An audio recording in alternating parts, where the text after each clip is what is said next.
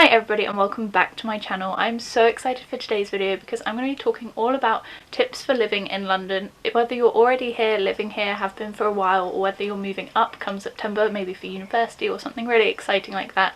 I just thought I'd share some tips with you because I've now lived in London for like over 4 years. 4 years, coming up to 4 years, somewhere around there. I never really know, my math is never very good, but somewhere around there, and I've definitely learned some great things that I wanted to share with you. Also, I know I have a lot of international students watching who always ask me about what it's like living in London or what it's like living in London compared to somewhere else, so I just thought this would help highlight some of the pros of living in London, I guess, as well as just making the most of your time here in London. I know this is kind of weird timing to film this kind of video because obviously everyone's stuck at home at the moment, no one's moving anywhere, no one's going to see like any amazing places or anything like that, like museums and things like that. But September will come around very quick, and whilst I'm in isolation as well, I just want to keep producing videos for you, and this has been very highly requested, so I do hope that no one kind of takes offence. I don't mean anything by it, it's just a way for me to kind of keep my normalcy in my everyday life as well as answer some of your questions, hopefully. Do I even need to say it? As always, I have a list on my phone. This is the only way I'm going to keep on track with all of these tips and advice I have for you. So before we get into what it's like living in London, I just wanted to say if you are looking to like move house or rent somewhere or anything like that, you do have to be quite on it because London housing moves very quickly. I have first-hand experience of this. You have to look on like renting websites or like Zoopla or Rightmove are some of my favourites, and I would check them like once every 3 days or something, and I would contact a hell of a lot of people, and usually you would move in within like a month or so, like 4 weeks is usually the time slot, so you have to leave it quite last minute, especially when you're looking for like student housing. You kind of want it set before you go away for summer, but really if you're starting uni in September, you can't really look till August, so it is a little bit stressful, but just keep on top of your game, keep checking those websites, and I'm sure something will come up. And obviously London is an expensive place to live, so if you can consider house sharing or sharing an apartment with a friend of yours or what have you, I definitely recommend you would. Not only is it like really fun to live with someone else, if you're lucky, I guess. I've definitely lived in a flat where it wasn't so fun because I did not get on with my flatmates. That's a whole nother story, but it just makes the price of living a lot less. There's currently 4 of us in this apartment, which is great because it really brings down our costs. So my first tip for once you're living here in London is to get the bus. Now this sounds really strange, especially because London has like the underground and DLR and everything like that. We even have like ferries that go across the Thames. We have so many different ways of travelling here, and some are a lot quicker than getting the bus. But what I found really useful was in the first year when I just moved up here in 2016, I think it was, I got the bus quite a lot of times, and it meant that you can see everything, which is so helpful because you really get your bearings and learn where stuff is. You might see a shop that you really like that you didn't know was there. You can spot some cute restaurants and just kind of get your bearings, figure out what's where and where you are and how to get places, because obviously when you're underground it's great, it's super fast, it gets you from A to B, super convenient, but you won't know like the geographic location almost, you know what I mean? You have no idea about your surroundings.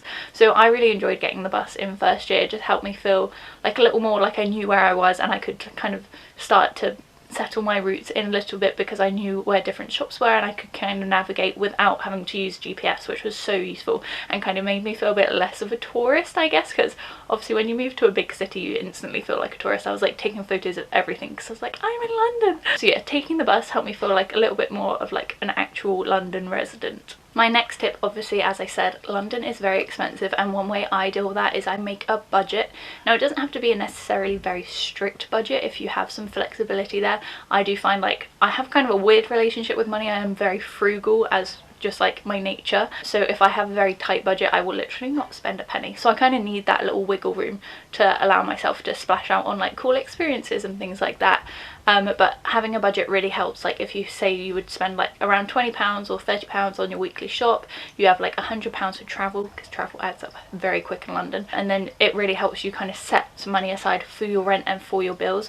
Obviously if you're going into first year that will all be in one if you're living in student housing, which is very useful, but living in a proper house now, I call it a proper house, living in like an actual non-student house now, everything's separate, which makes it a bit more tricky to kind of keep your eye on everything going in and out, so a budget definitely helps. And I've just found that that's crucial with London living, just so I can make sure I have enough for all the cool things I want to do here in the city with my friends, but I also have enough money for the necessities that I really need to cover. I guess branching off from that, I would also say to like shop around.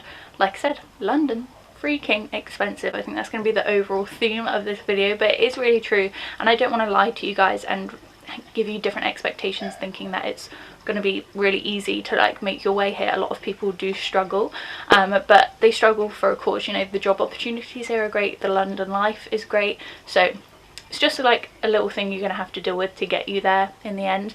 But I would definitely say shop around, choose the cheaper stores. Like me and Christian currently me and Christian currently shop at Lidl, which has worked well for us. We did try Sainsbury's for a while, but we found like our shop was like £15 more each week, which just didn't seem worth it for the same thing that we could get at Lidl. And even if that means you want to do some cool experience but you get it on Groupon, I've definitely done that a lot of times. I've been for afternoon tea for really cheap on Groupon. I've got a haircut off of Groupon because London haircuts are pricey. I currently cut mine myself. Not only because we're in isolation, but I just have done for like the last year or so because I ain't about to spend 60 quid on a haircut. Saying that as my fringe is poking me in the eyes, that's great.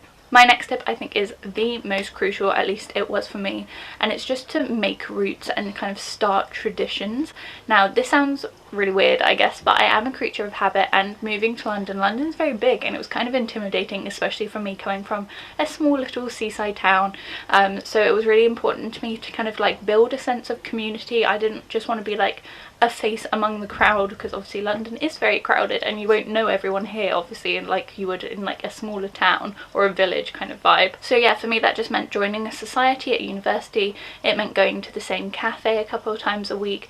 It meant going to the same charity shops pretty much every day because I got a little bit addicted to the thrift life. But just things like that, places I would go quite regularly, talk to the same people, see the same faces. I would even sit in the same seat in the library because other people tended to do the same thing, so I would see the same people, and that way you just feel like part of that community. You know, you're contributing to it by like buying from like your local coffee shops and things and your local charity shops, so like you're supporting the business, but also you're meeting people and seeing people, and it all starts to feel a little bit more familiar. I feel like if you go from your student housing or from your housing to university or to your job and back and don't do anything on the in between on like a regular basis or things, that can get like, I don't know, I just don't think I'd feel as personally attached to it. Like me and Christian, for instance, every weekend we would sit on the same bench in Greenwich Park and drink our coffee there, and that was something I really enjoyed, and we just would watch the little dogs running around and they were so cute. But that was something I could look forward to every week and just made me feel like I had a rhythm in London. I could keep up with the London pace because I had set out my own traditions. I really hope that makes sense. I know some people, maybe it's just my mentality of looking at it, some people may not care I guess, but for me I just needed that little community feel. So like I briefly mentioned with my thrifting, I would definitely recommend to find places to do your hobbies. So whether that's hockey or you like board games or you, I don't know, like BMXing, skate parks and things like that, just find somewhere locally to you that you can do that hobby and meet similar minded people. Again, this is all for the community vibe, but for me it was finding my charity shops that I really liked popping into and sifting through and things like that as well. I think the library student, like being a student, the library becomes a hobby as well, so I was definitely in the library a lot, majority of the time. But when I wasn't in the library, I'd be in the thrift store talking to the people, looking through the little cute things that they had there and finding some great deals. But I would just recommend searching around. London is obviously huge. There are so many places here in London where you can do things like that, with like kind of niche hobbies which you wouldn't even think of, as well as like your university will probably have societies for like sports and other more like generic hobbies. So there is definitely a place where you can find similar minded people. Just give it a Google, see what's close to you, or see whether you're willing to make like a travel of like half an hour, what have you, into the centre of London to do that. Again, this will just create some kind of routine as well as seeing familiar people, making you feel more familiar in your surroundings and less like a tourist. If you're like me and you don't really have a lot of hobbies or like group hobbies like sports or anything, I would recommend trying a friend making app. This is going to sound really weird, but during my third year of university I was doing an internship, so I wasn't seeing any of my friends from university because they were all studying, we were on different timetables, or they were in a full-time job as well, which just made it a lot harder to kind of keep in contact with people. And I was a lot younger than the people I was working with, so it wasn't really like I could hang out with them outside of work. We just didn't really have that kind of relationship. I did definitely do that a few times on a Friday, like Friday wine nights and things, but I just wanted like someone my age who wasn't in work that I could just chat to, someone like that, just like a new friend in London, which is very hard to make if you don't see the same people or don't have a group hobby where you're meeting people. So I downloaded Bumble BFF, which was a weird one. It's basically just like Bumble or Tinder, but you're making friends rather than relationships, but it's exactly the same. You can set like a area range, you can set an age of your friend, and then you get to scroll through and look at people's bios and photos and everything like that, and like swipe. It's a lot.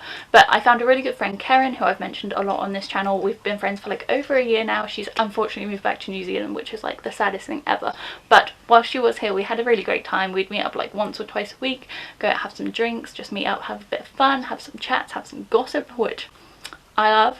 So that was really, really great, and just again made me feel like I had an ally in London whilst I was working. It is definitely a kind of weird way to go about it, or a way that's not like very traditional, but nowadays people are doing everything online, so finding friends is another thing you can do online. My last tip for living in London is to check the like what's on pages. You can even just Google like a date in Google and it will come up with like a list of events that are going on near you or around you, or just in London in general, and there can be some really cool events, free or not, depending on your budget and what you want to spend your money on. There are some really cool things happening pretty much every weekend. Obviously not at the moment, I know I have to keep saying this, but we're in lockdown, okay? There's no events going on. I know, I'm an events management student, it's a struggle, but normally in everyday life there are great things going on the weekends which you can definitely check out, and it's just a fun thing to do with your friends, your uni friends, your work friends, and it's just a cool way to kind of make the most of London. Obviously you are living in a city, there's a lot going on, there's a lot of fun stuff going on, and you're going to want to be part of it, so definitely check those pages and get involved. But yeah, they are all my tips for living in London as a student, the ways to make the most of London and the ways to kind of make you feel more comfortable, make your transition to London a lot easier, and just some of the highlights I think of living in London. I know I've spoken very quickly and I kind of just rambled at you, but I freaking love living in London. I think it's really great. I feel very settled here. Like I said, I've been living here for 4 years, so this definitely feels like home, which is really great, and I think these steps that I've mentioned have definitely helped me get there and helped me feel like that. But I really hope you take something away from this video. If there is anything that you have questions about, or if anything has helped specifically, let me know down below in the comments, and if you do like this video please hit the thumbs up, and don't forget to subscribe because I'm currently posting 3 videos a week, so if you're bored, sat at home looking for some more content, hit subscribe, and hopefully I'll see you very soon. Bye!